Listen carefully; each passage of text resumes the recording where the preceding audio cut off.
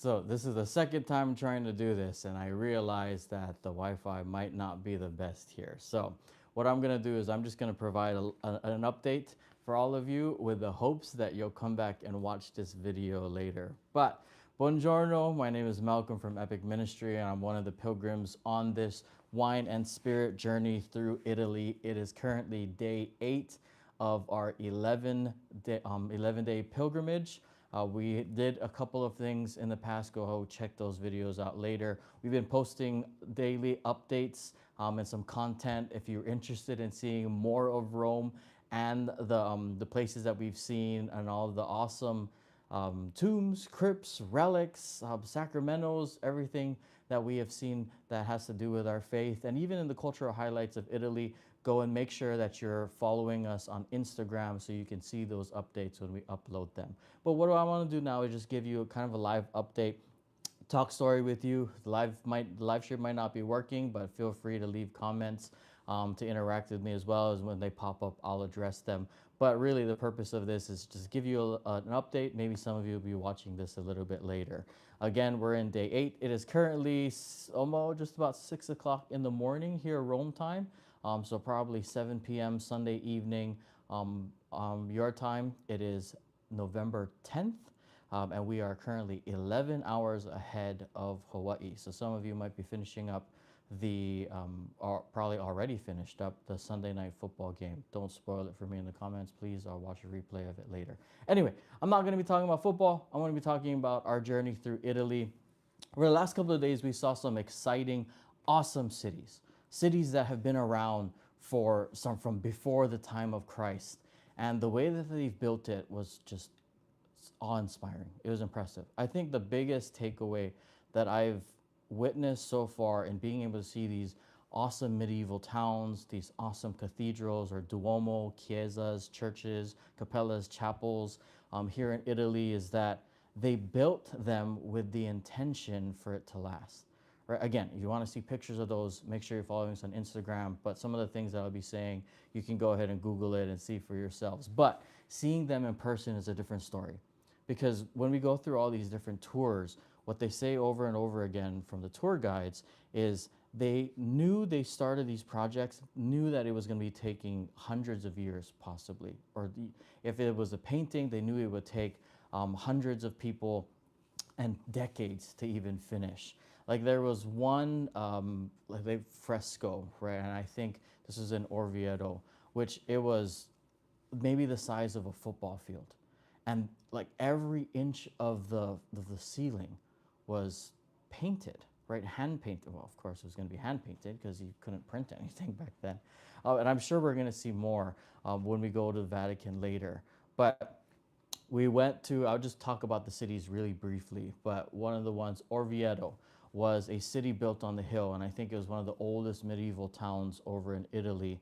And it was the site of one of the miracles, one of the Eucharistic miracles, and a corporal which has the stains of blood from the bleeding host still exists today. Unfortunately, we weren't able to see it because they only bring out the corporal several times a year. However, we were able to do mass right in front of the golden cabinet that held the corporal. So if you talk to some of our pilgrims, they're going to tell you that even though we didn't know that it was there, that something felt different in that mass. And that was Orvieto. We went to the town of Siena, where the hometown of Catherine of Siena, and we got to see all of the different districts and streets that were littered through. It was the city of 3 hills, and trust me, it was not an easy walk.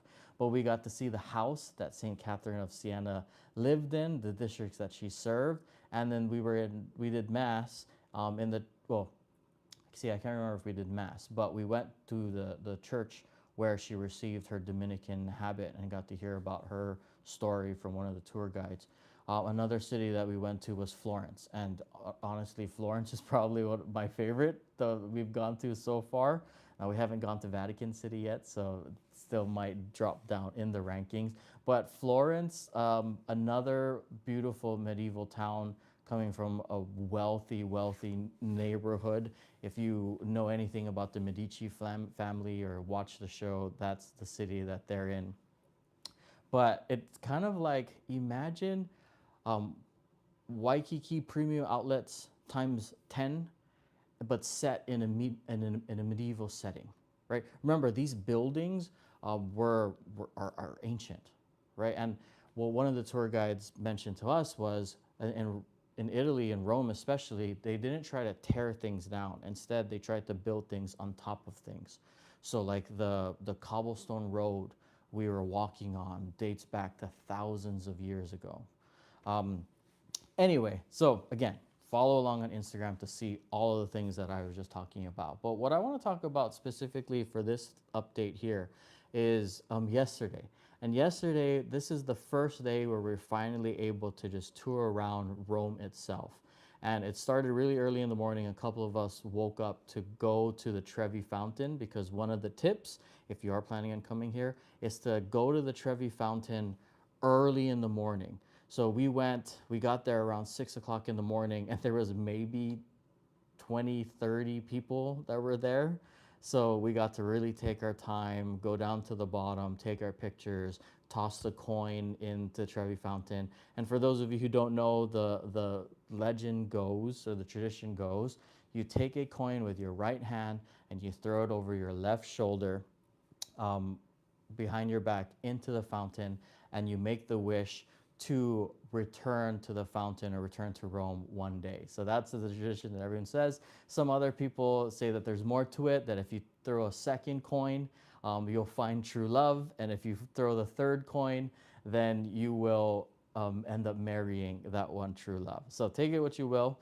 But if you're skeptical about all the superstition stuff, just know that every week they clean the coins out of the Trevi Fountain and they donate 80% of that to charity, and it goes to helping the homeless, pregnant moms, those in needs, et cetera, et cetera. So even if you don't want to do the superstition part, just know that your donation is going to benefit people in need, especially in Rome. So anyway, Trevi Fountain, what I want to talk about is the Trevi Fountain. If you attempt to go, because we went again later that day, in the middle of the day, you're gonna be overwhelmed. Like if you've ever been to a World Youth Day or a Bruno Mars concert, it has that vibe. There's so many people. I took a video of that, but it's crazy. Like, and there's this massive line to try and go inside, to take your pictures and do all that. And to be honest, it's probably not worth it. And especially, you hear stories of all the pickpockets and all that kind of stuff. So I guess it's Malcolm's first tip. Go to the Trevi Fountain early in the morning. Now, some people will tell you to go later at night too, but more people are catching on to that. So it still is pretty packed, even at like 9, 10 o'clock in the evening. But other things we did, we were able to see the outside of the Pantheon. We walked around. We didn't quite see the Colosseum yet. That's going to be on Tuesday. We had the tour guide really share with us some of the exciting things that happened in Rome. Some of the other buildings, if you watch The Gladiator, there's in that very first part of the movie, there's Maximus fights this battle, right? The last battle of the campaign to conquer, I don't know if it was Africa or Asia, but there is a spiral column that